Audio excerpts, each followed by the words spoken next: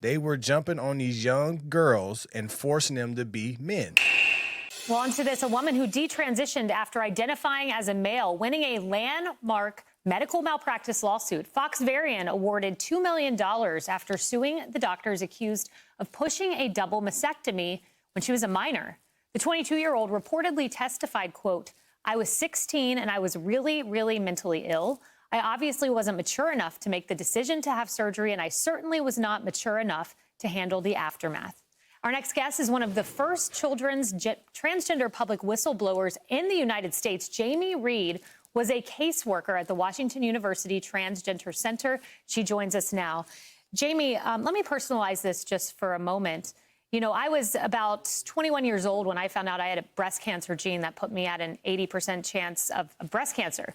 And it took me 10 years to make the decision to have a double mastectomy to potentially save my life.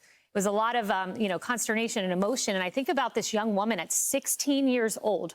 She said she was browbeaten by her doctor to have this, and the mother was warned that her daughter might commit suicide if she didn't make a decision like this at 16. Is that kind of pressure commonplace in this field?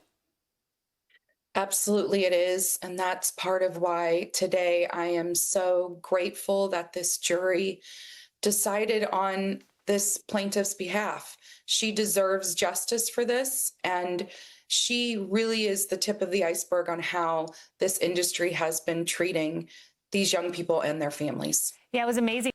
So there's a detransitioner that won $2 million in a medical malpractice lawsuit. She was brought by a woman. So a woman that was trying to transition to be a male, and they told her that she had to get a double mastectomy.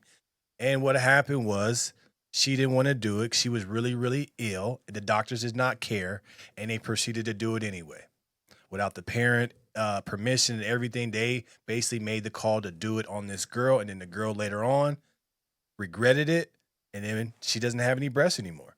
So now she had to go back and detransition and all of this, but she can't detransition because she has no breasts.